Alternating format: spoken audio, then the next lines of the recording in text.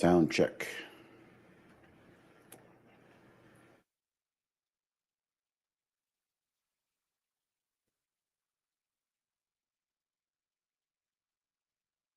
Sounds good.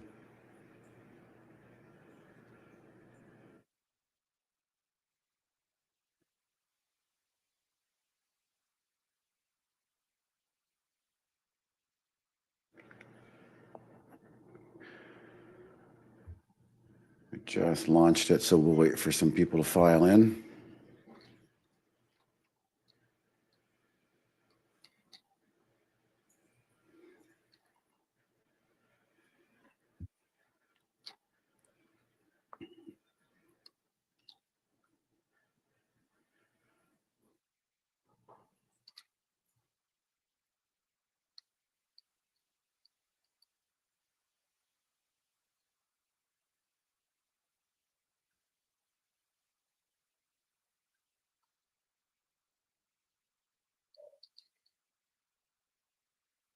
Hmm.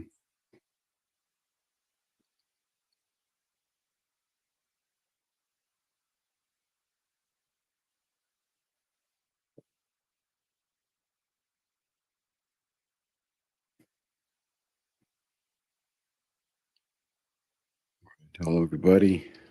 Welcome to my desktop. Definitely got some thoughts about the market, where we are. I think a lot of funds, people, I don't speak retail, I speak, the big funds, they were really on the sidelines. They were scared after a lot of selling. And you also had a lot of short focused hedge funds, a lot of short hedge funds that were probably leaning short, especially leaning short right here, as we're right on the underneath of the 200-day moving average. And after all of the bearishness and the tariff scares, and I think a lot of people and a lot of funds expected that. All right, we didn't get that because we got some happy headlines. I mean, honestly, Patrick, I wouldn't be surprised if Trump is literally just picking checks up over in the Middle East. He might come back with $3-4 trillion worth of commitment for investment in our country, and you just can't shake your head at that if you're a short seller and say that doesn't mean anything, because the market basically gapped up through that wall of resistance, the 200-day. And what's happening now is the price action is confirming to me after 2-3 days here that a lot of funds, people, hashtag, were caught on the wrong side and or just on the sidelines in cash waiting for it to be clear. Well, when that happens, you've got short sellers trying to get out and you've got people who want pullbacks. You just don't get pullbacks like we were getting before. So this just tells me there's still a giant bid under this market right now. I explained why I think the headlines are the way they are. That's what's happening right now.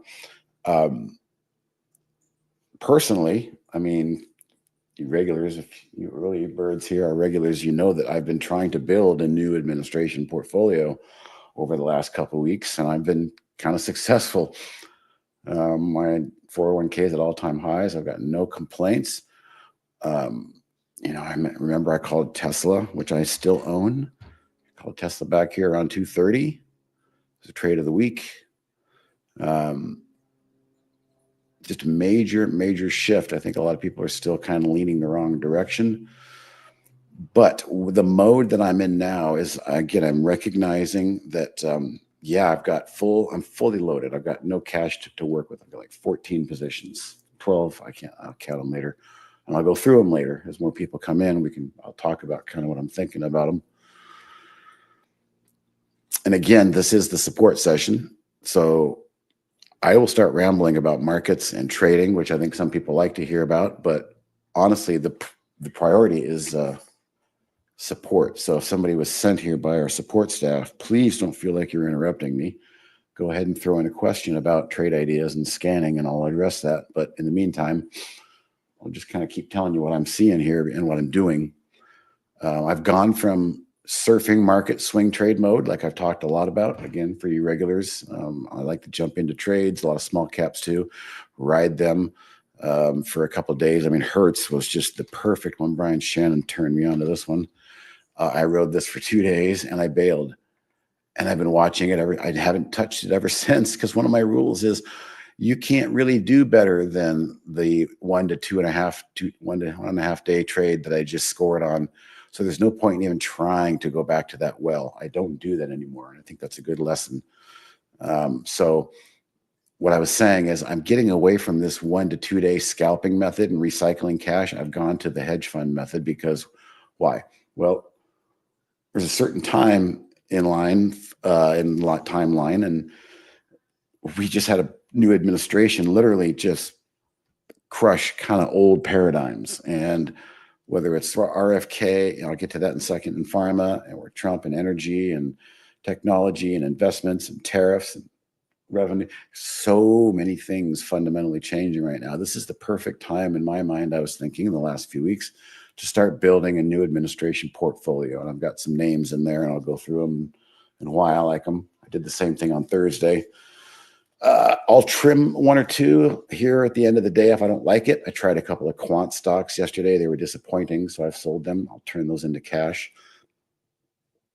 But what I'm sitting through now is a red day, but that's okay. I had 3 or 4 green days coming into today.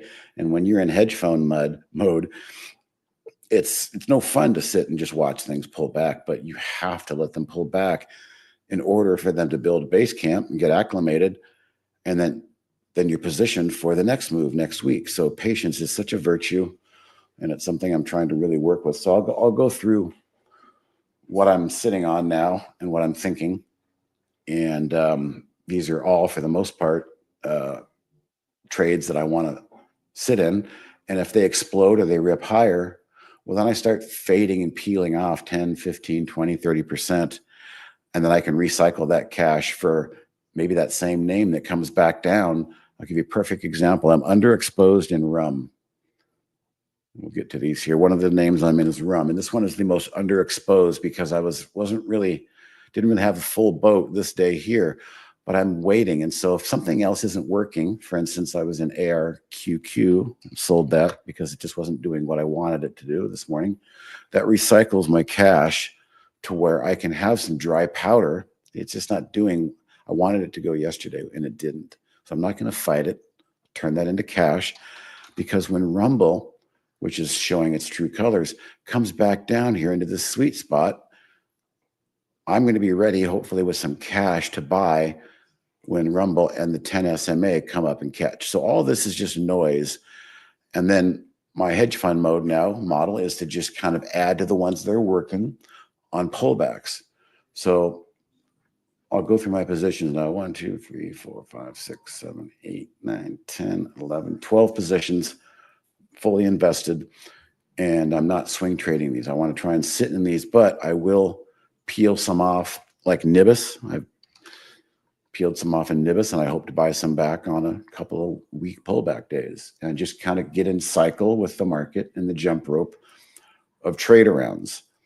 So all of these stocks that I'm going to mention could be traded around, meaning I might peel out of some and then buy some shares back lower if I feel that that's going to happen, rather than just sit in the same amount and watch them pull back. Okay, so Tesla, I started off with, and by the way, these are in order of open profits.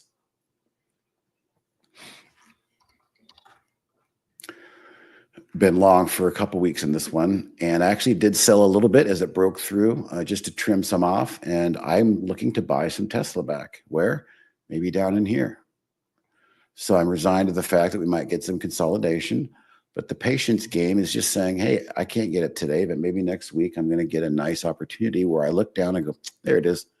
And hopefully I have some dry cash to add to Tesla, but no intent on selling. I love what Tesla is doing. I love the fact that people hated it. They're not a car company. They're a robotics company. They're an AI company. They're a taxi cab company that's going to be robo-taxi. So there's just so many more things coming from Tesla. And by the way, he did just kind of talk about that in Saudi Arabia. Just kind of reiterated all the things they're doing. The next one down is Nibius, and I've sold 60% of this. This huge run. I've owned it since down here. So I'm a fool to just sit without taking some off. So I'm trying to practice what I'm talking to you guys about in my method, which is, kind of peel some off in layers. And now I don't want to touch it. I just want to wait until Nibius has a bad day. It's got earnings coming up. So maybe I'll get a nice jam down and I can buy the dip. This is the proper way to buy and add to strong stocks. Sell them, fade out a little bit when they're ripping, and then buy some back. It's called a trade around, and that's what my intentions are on all of these if they continue to work. Oklo, I sat through earnings. Some of you know I don't like to sit through earnings as a swing trader, but I'm in hedge fund mode, so I have to sit through earnings now. And I might lighten up a little bit, but going into, and this one worked. So I peeled off some Oklo. I've got 40% Oklo left. And this is another one that I'm looking to, again, just kind of add back into on the jump rope next week. Next in line of what I'm in is rum. I mentioned rum. I'm kind of underexposed in this one, so I'm definitely looking to add to rum on a pullback in the next few days. Why did I like Oklo? Let me go back to that for a second. Again, because we're talking portfolio and Nibius. Nibius is a AI company. It's kind of like Palantir, but they sell more hardware stuff than software. It's a Russian company, but that's okay. Oklo, you heard Trump talk about, or maybe he didn't, all the investment that's coming to this country. He's basically telling them, yeah, we'll give you the rights to go fast track energy. If you're going to build a giga factory, you can't just tap into the local power grid. You're going to have to build on-site energy. And that's what Oklo, SMR, and NNE do. They build modular nuclear reactors on site so you can power. Rumble. I believe people are losing faith in the traditional media. Rumble's kind of competing with YouTube. A lot of good people are migrating their podcasts over to Rumble, and they've been making some hints at kind of getting into the crypto currency for payment for their creators. So they're really trying hard to bring creators over. And I just don't think you can go wrong with a chart that got beat up down to $8. It just feels like some competition to the media. How about that, Randy? Good question. BBAI, all right. Some people have called BBAI the mini Palantir, which is the software. Look at BBAI, ran to 10 back during the craze, was Palantir. Sold all the way off down here to 2. I've been sitting in this one. Giant short float, love this one. So I'm sitting in this one. I did sell just a tiny bit, didn't get as much off, but guess where I added today? I added just like I've been wanting to do. I got back in a little bit. Whatever I sold back here, I got back in down here, just above this blue line at 350. So pretty good add to get back in and trade around. Again, this is a trade around. So BBAI is a pretty good value, I think. Any company that's using Palantir is pretty happy with their services. I mean, you basically turn over your entire records of every piece of data you have of every department, and the AI spits out where you could do better, where you could save money, and just gives you it's like the old days of the expensive corporate consultants. They're done. They're done. I mean, they're either embracing AI and using that to do their job, which they are, or companies are getting smart and just saying, oh, shit, I'll contract with Palantir or maybe Big Bear AI, which if you go to the profile, engages in data-driven decisions, advanced analytics that helps competitive. So they do the same thing. They're just a smaller cap Palantir, Big Bear AI. MindMed, here we go with RFK. I believe he's going to really, I'll talk about that in a minute. He's going to, I think, go after, Prozac and SSRIs and antidepressants and big pharma in general. He's going after them. And MindMed is a psychedelics, holistic type way to go after PTSD and mental illness. The VA has already said they're going to look into psychedelics for their PTSD patients, which brings me to RFK. I also believe he's going to, and Trump, I believe they're going to get the pharmaceutical ads off of TV. If any of you watch the garbage corporate news, you'll see pretty much all the ads on CNN, Fox, MSNBCs All of it is, you have a problem, you're at a picnic, you need a drug, you need a drug to feel better, and then your lawyers tell you why it might hurt you and what the side effects are going to be, and it's just endless. Those are going to go away. So what do you think is going to happen to biotech? Well, this is the IBB, and right now, for the moment, it's actually kind of looking really heavy, really droopy. So I bought some in another account that I have, LABD, which is a short biotech triple. Yeah, Mark, what's going to happen when they go away? How are these boardrooms going to start making money? LABD. Okay, this is the inverse, Drexian triple bear inverse. I just bought this in another account. If it explodes above 10, I'm going to be happy. And any headline that comes out with seriousness, people are probably thinking, now that'll never happen. I think it is going to happen. So I can't short in my 401k, but I am long MindMed. So back to my 401k. Kodak. Again, this company is poised and ready. It's already building what they call API facilities, which is basic chemicals for manufacturing. So let's say a Saudi or company just agreed to come over and build some factories over here, or pick a country. They're still going to need domestic basic manufacturing chemicals to build what they're going to create in the end. And that's where Kodak's going to come in. I think there's a big flush out, a big last gasp to try and wash out the weak hands. And I am long Kodak, some shorts in there, no intention of selling. This is the domestic manufacturing of pharmaceuticals play. Any thoughts on BKKT short float? Let's take a look. Yeah, it looks pretty good. Short float's excellent. It's definitely stopped at the 200-day. I would be an anticipatory player here, maybe half size. And then when it does show some oomph, I would add to a full position. That looks good. I forgot what they do. Oh, yeah. Okay.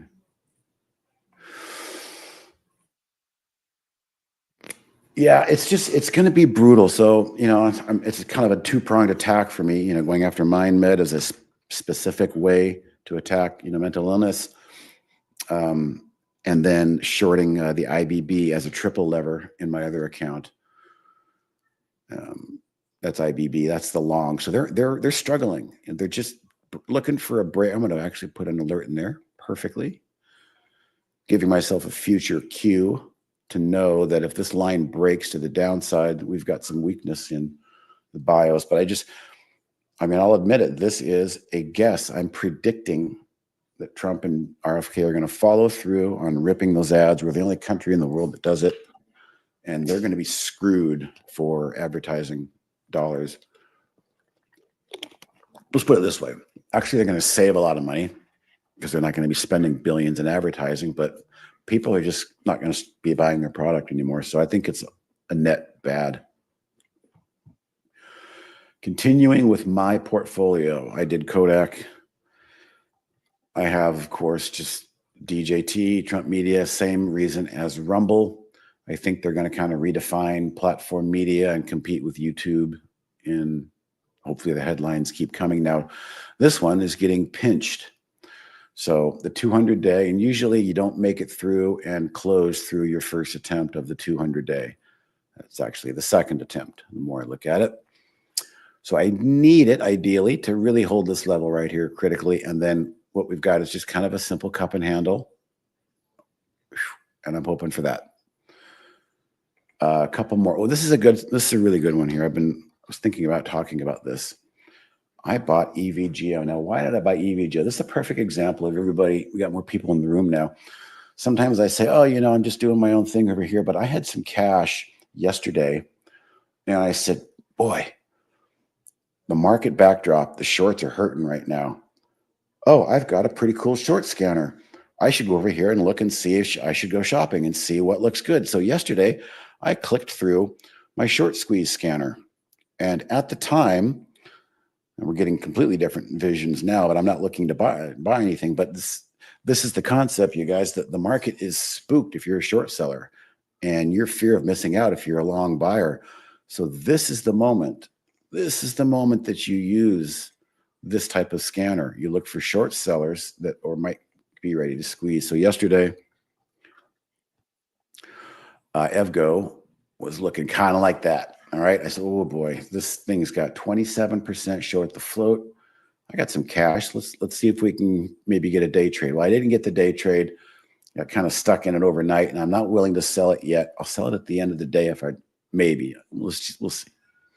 But this is just basically probably going to be a quick one that I can turn around quickly and redeploy cash tomorrow or the next day in something else.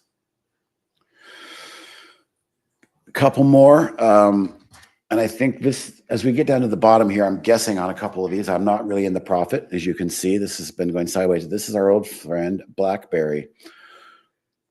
And again, I'm going to just kind of wink and say I'm expecting a possibility of some headlines where Trump can really, if he really wanted to pile on the shorts, I think there's a headline in the back pocket that basically his SEC commissioner now at any moment, could theoretically come out and say, we're going to start looking more heavily into naked short selling. Right, with that in mind, if that happened, I want to be in BlackBerry. I want to be in AMC. And I'm in both. I'm in BlackBerry. And look at that. It's just going sideways. I call this a bird in the hand. I'm kind of waiting for maybe this might happen tomorrow, might happen Monday, but I'm willing to wait. I'll reset that price alert. So any headlines of short squeezes, number one, DJT will go up quickly. That's another reason I'm in that one. But I'm also in AMC, which another rumored short, naked short. Now, I want to talk about this one because I've defined my risk. I was just talking with Brian Shannon. Sometimes, he and I will do things against the grain or against our methods, but we do it because we know we can define our risk. And in this case, my risk in AMC has been defined. I let it open. I let it play around and let it do its thing down here. And then once I got this reversal, I said, it's not a huge loss, but when I look over here, I need that to hold right as it is. I need that wick to stay right there for an attempt to go. If it doesn't and it closes red like this, I'm selling this and turning it into cash for tomorrow. But the main reason I'm in this is not the chart. I'm kind of guessing that if we do get some sort of headlines on naked short crackdowns, I want to be in these last couple names I'm talking about: BB, AMC, and DJT. And then lastly, HYMC. This is my gold silver miner exposure. This would also be a short, naked short possible stock that's been picked on. AMC and HYMC are kind of tied at the hip, honestly. Okay, that's my portfolio and I'm sticking to it. Is that short squeeze scanner a template or something you made? Both. It's something I made and it's a template. So let me talk about two things. This right here is also a short squeeze scanner, but it's not really organized in any such fashion other than it's sorted by the most egregious short float, 153%. Yeah, right.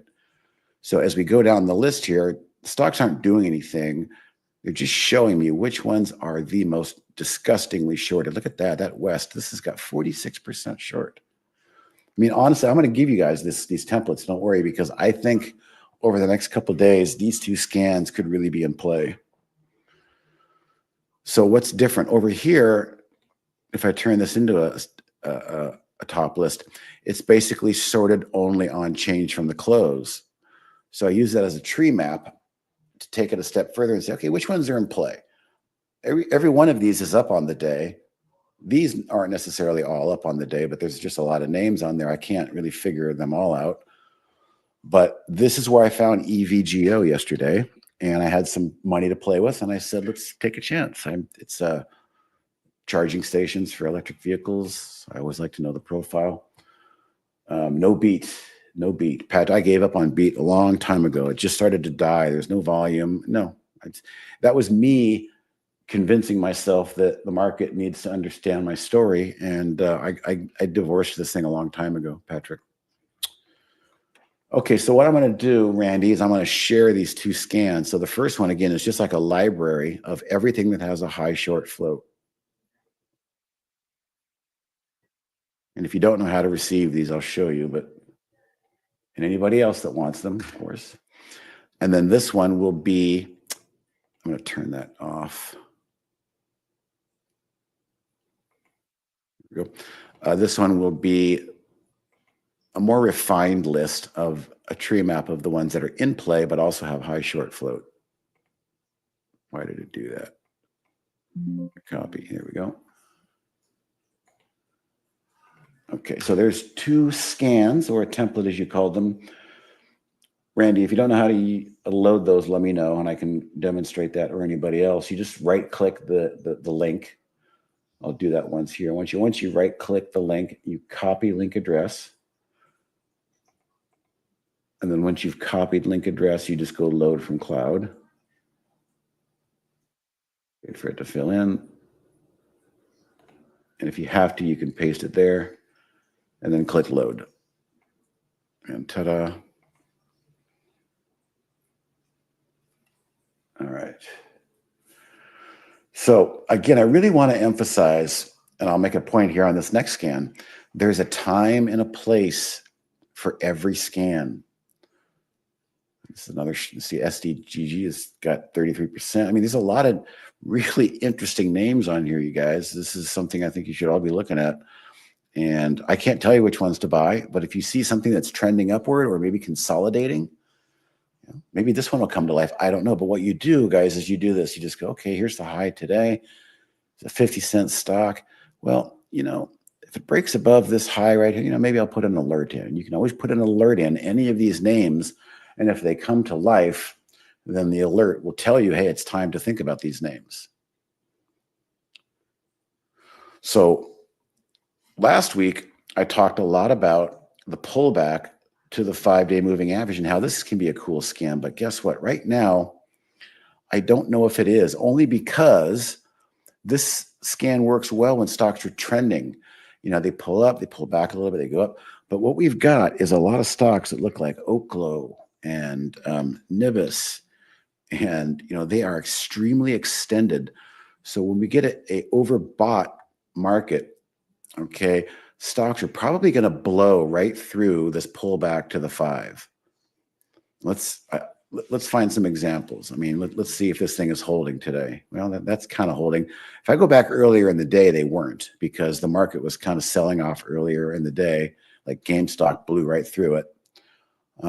There's a lot of names on here, but again, the concept of this scan is to just maybe, buy the dip. But I'm a little hesitant to buy the dip on some of these names that have pulled, that have gone and ran so far. But let's look at the more recent names here and see if there's, that's okay. See, that one worked. So I guess I don't want to downplay this scan too soon, but on the open, we were having some pretty good sell-offs, and I saw a lot of these names just blow right through. But this can be an interesting scan for stocks that are strong. They just kind of reach down and kind of tap their foot on the ladder and make sure the ladder's still there.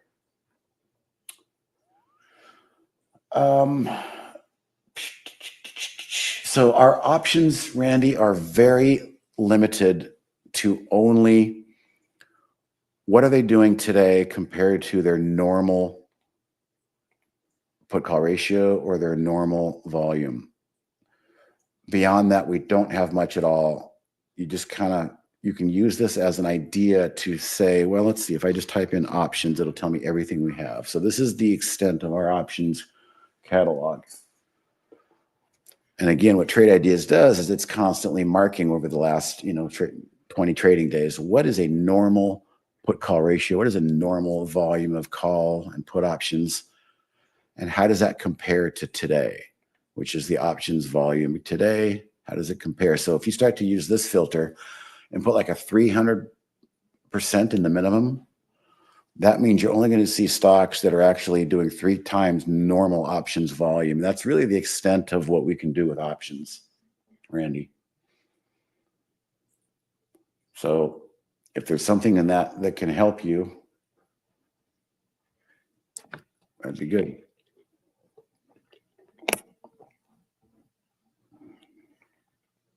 Fiverr. Amazon came and touched the 5-day. It's hanging out right there. I'll share this scan as well. I think it's a valuable scan. it's just not the end all be all. If things blow through it and start closing candles way below it, and they don't bounce off this blue line, then it's not working. So this is called the pullback to the 5-day moving average. Okay, Randy, I'll show you. So in any alert window, I mean, you could just basically, go new alert.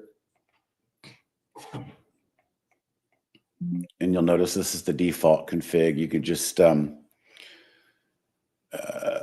can leave that as is because we can go in and clean out these filters. But we just keep the new high.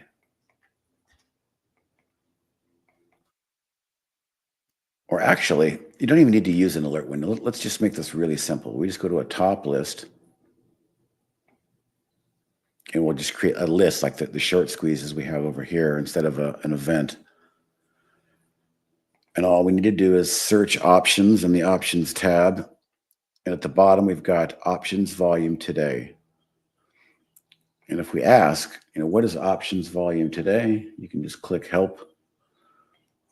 And it'll tell you understanding, kind of how this is created.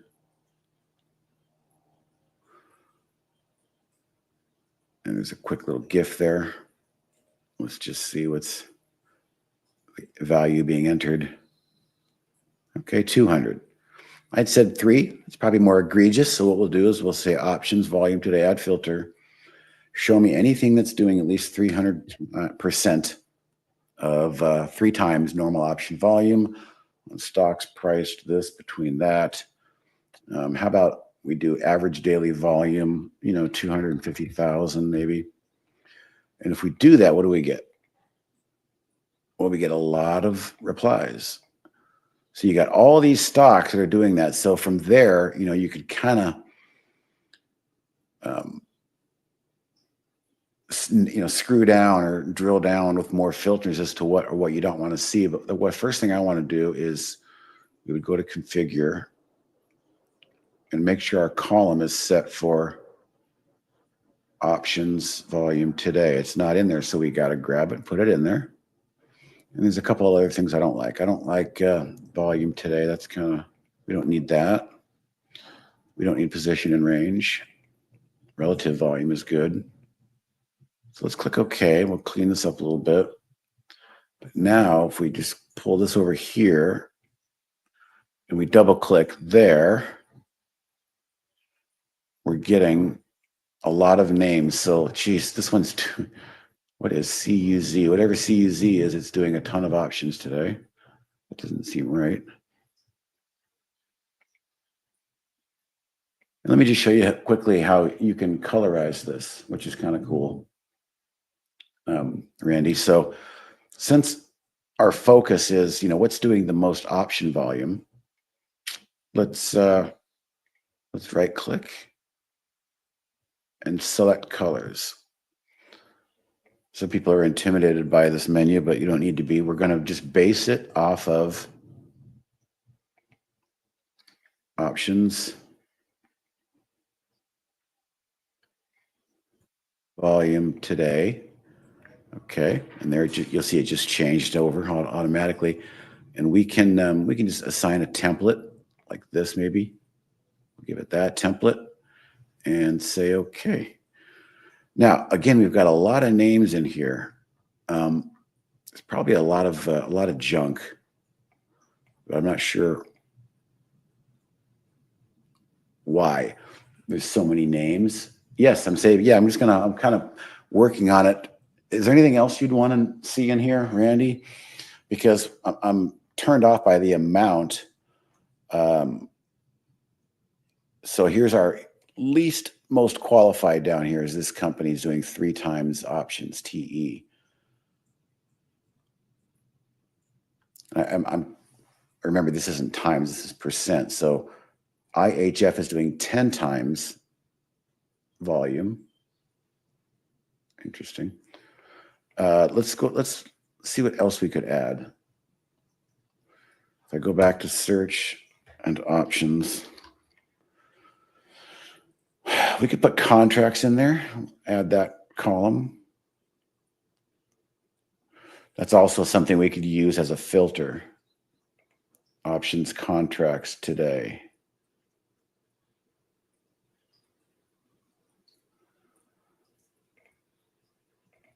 I don't know what that would be. Okay, market cap, perfect. So market cap 1 billion. Bang, add filter. 1, 1, 2, 3, 1, 2, 3, 1, 2, 3.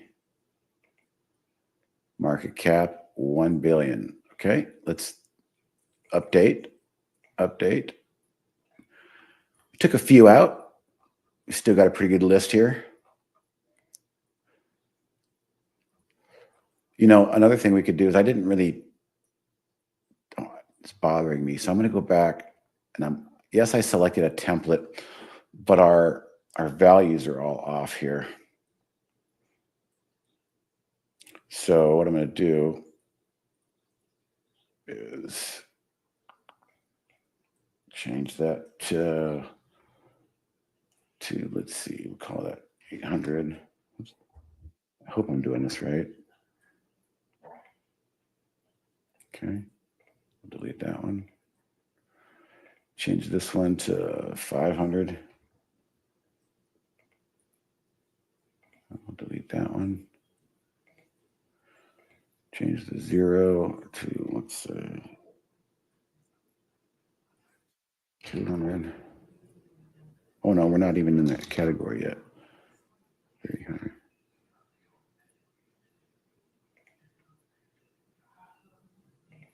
I want to make that bigger.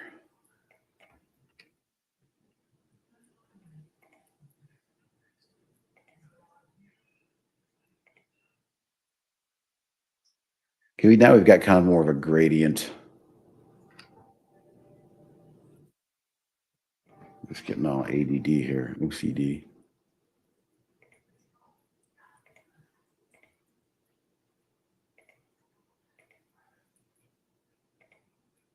Make that 500.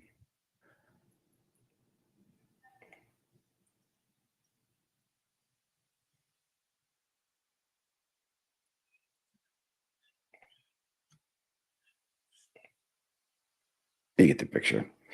It's kind of a color gradient. Okay, so let's see, total amount of options paid a minimum of, so 1 million. Let's see if we can qualify that. We'll go back to our configure. We'll go back to our options. Number of contracts. So I don't think you meant 1 million contracts. Did you? You meant dollar amount, and we don't have that. So we've got put call ratio. Let's add the put call ratio as a column. We don't have to have it necessarily as a filter. That's in there now. But in terms of contracts, is there a minimum amount of contracts? Well, I mean, if you're saying million, let's try it and see what happens.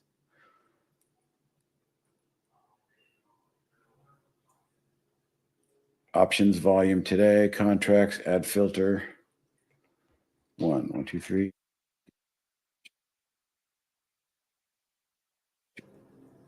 No, we don't have trade value. We would have options contract. I'm afraid that's going to take too many off. That's a lot of contracts. Yep. So that's not what we want. But I'm going to leave it at this. What we've got so far is things that are doing at least 300% at the bottom, all the way up here at top. You know, what you could do is, you know, maybe you don't want to see stocks that are under $5. That could clean out a lot. Maybe you'd like to see stocks that average, those two probably conflict with each other, market cap and specific filters of average daily volume, I would think. But that's a pretty good starting point. So I'm going to go ahead and just share this. You can call it whatever you want. When you go to configure in the summary, you can call it whatever you want. For now, we'll just call it options. So as is, I'll share that with you.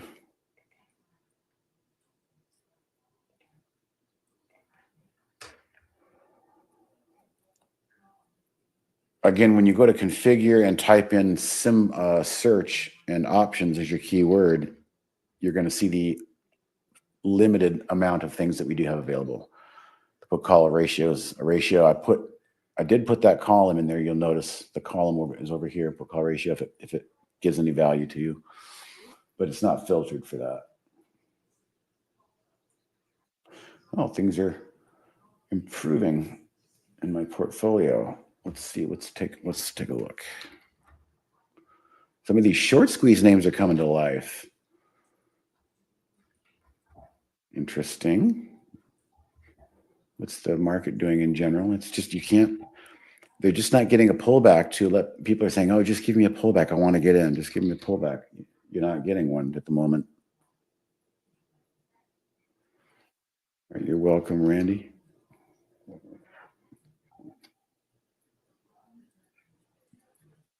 Again, there's nothing I can do today except sell. I've got no cash left, fully invested, and just sitting on my hands. I did sell ARQQ earlier this morning, and I'm probably glad I did. So I raised some cash there.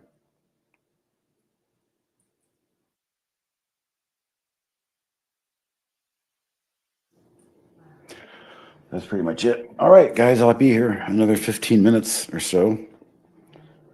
I can look at charts if you guys are fretting or trying to figure out a chart.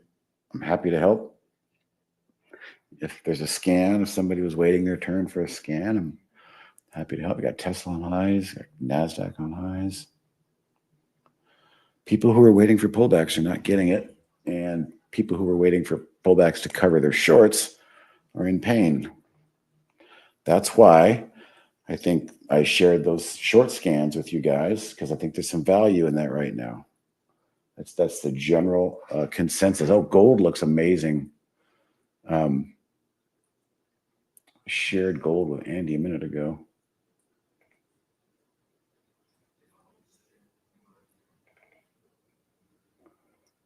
Look at that. That's the gold futures chart. Beautiful. You don't look at GLD. You look at gold. That's just it's like a widening, as they call it, a widening. I forgot the name of it. But the volatility is rushing in, and it's oversold, and gold's probably ready for a bounce, Patrick. Gap down and gap ups are pretty basic. And the good news is, Randy, all you have to do is watch me. You can load a pre-configured desktop for that. And a lot of people use this as their first go-to layout each day. So under new, and we're going to use a container window. So it's called a docked channel bar. And then from here, you got a lot of options for layouts, pre-configured ideas. Now, it doesn't make sense, but you got to scroll down and look for show more because you can't see it there. But you come down here to pre-market. We have aftermarket, but pre-market is going to give you everything that's gapping up and working in the pre-market. So before the bell rings, these are all stocks that are gapping up. Now, as you know, once the market opens, these gaps freeze. And so this is a starting point. If you wanted to build your own custom scan for, say, show me stocks that gapped up and have relative volume of 2 and options contract, you can start creating your own layers for what you want to build. But what I was just showing you was a good starting point. And for the gaps, it's just real simple. There's basically just one filter for it. It's the gap filter, and it's really easy to use. There's one little trick. Let me show you though. Gap in percent is what we want to use.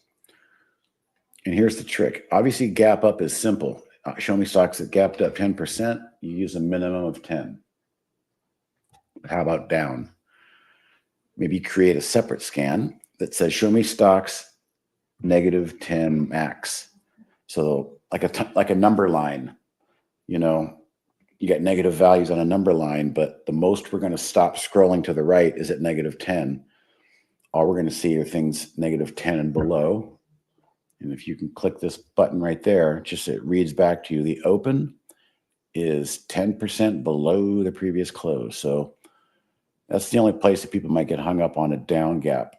That's how you configure for that.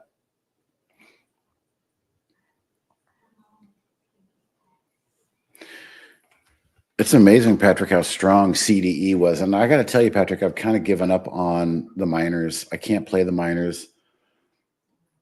That was a minimum of 10%. Yeah. So gap up, min 10%, gap down, max negative 10. That's how you would scan for each in two separate windows, ideally. But I've given up on the mining stocks. They just have a mind of their own.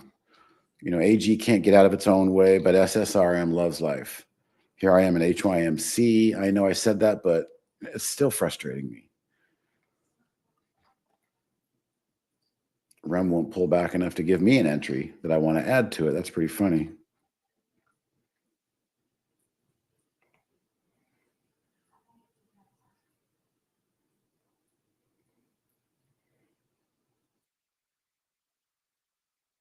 I'd love to see that EVG go. Only because I love it. What do I love about it? Well, yes, I found it over here on the scan in real time. Gave me a real-time trade idea. It's working. I love that it had earnings. I love that it seemed to surprise a lot of shorts, right? 27% short got blown out here, and they're hoping for a pullback to cover. They can't get a pullback below here to cover. And if we can take out yesterday, I'm just going to be sitting on my hands, smiling, knowing that the 27% that I found on my short scan rightly after earnings, that's the real catalyst, you guys, is a earnings blast with a sideways consolidation. They couldn't even get a pullback in price. This is very bullish on the short squeeze. And so this is why I'm saying I think the environment is ripe right now to try and really focus on some short squeezes. Sure, the opening range break is, basically just your time frame. Some people like to use the 5-minute opening time frame, but what it does is let's do it the right way. Let's get the definition of it from the configure. We could do a couple different ways. Let's try the Chat GPT help. This is a new feature. I don't know if you have it yet. If you don't have the beta, I can't recall who has it and who doesn't, but can you?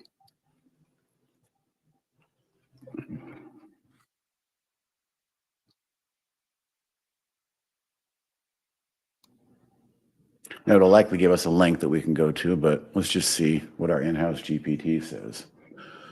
Asking it to explain opening range. Analyzing the stock's opening price in relation to the previous day's range. So this is going to give you a much better explanation than I could using these filters, how to use them.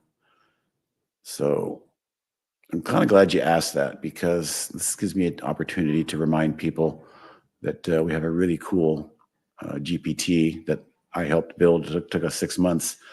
We uploaded all of our documents and help data and emails and chats, and it'll give you a lot of good information. But typically it's just going to define the range, and or the program kind of defines that range based on 5-minute, 15-minute, 60-minute, I think. If you look at the different options, opening range breakout, I think that's what you asked for, right? Yeah. So in my opinion, 1, 2, and 5, those are pretty noisy. But 15, 30, 60, those might be more interesting. 15-minute opening range breakout. If I click help, what's it telling me? Again, you're going to get the actual definitive.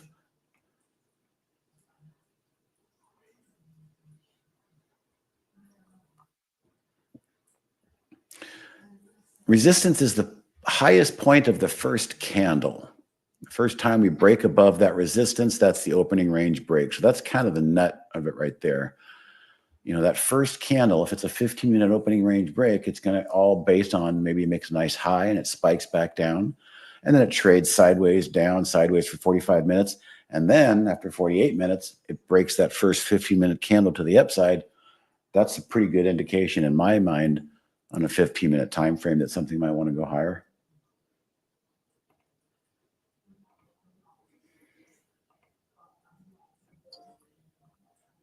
All right, I got 5 more minutes.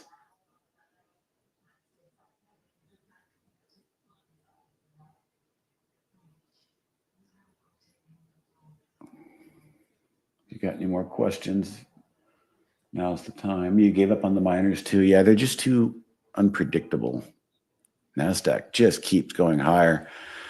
And, you've got like I said, all this headline news in the Middle East, all these investments coming to the United States.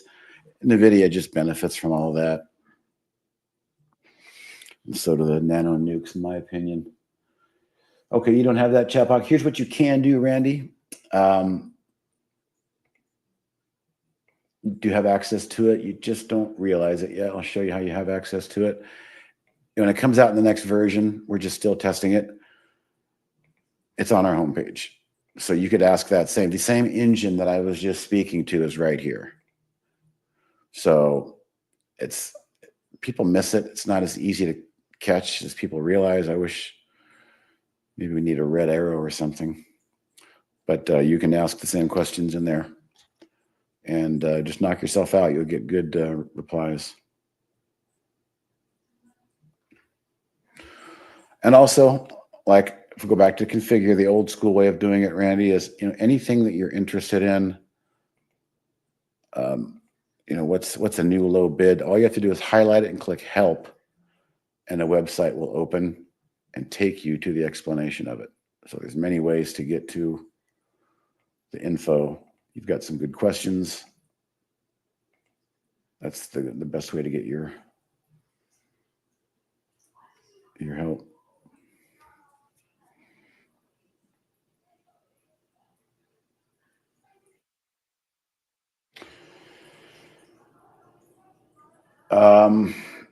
Yes, it is available. If you don't have the beta on the download page, get it. And I think it might have that Chat GPT in there. I can't keep up. So there's a tab for download, and it's not live yet. That'll be the next beta. The next beta will be a simulator of the money machine, which makes perfect sense, especially for me in support, is people need to grease their way into this thing, not jump in the deep end and cannonball with live money. Believe it or not, thank you, Pepe. Believe it or not, people will do that. They're overconfident and they're successful at anything they do. So why aren't they good at trading? And they lose money really quickly. So the money machine is a new concept. It's a new tool. It's going to be available first for simulation only, so people can simulate the types of strategies that they're going to be comfortable doing. And then a few months later, down the road, summertime, I don't care what Dan says, I'm predicting summertime. That's when the live version will start popping up. Now, currently, Dan's been testing, if you were here yesterday, on E-Trade. That's working. Interactive Brokers. And also Alpaca. Alpaca is going to be ideally a commission-free. And then we're also having discussions right now with TradeStation. So those are probably going to be the options. So when this next beta version does come out, it's going to have the GPT and the sim for a lot of stuff coming out in the next beta.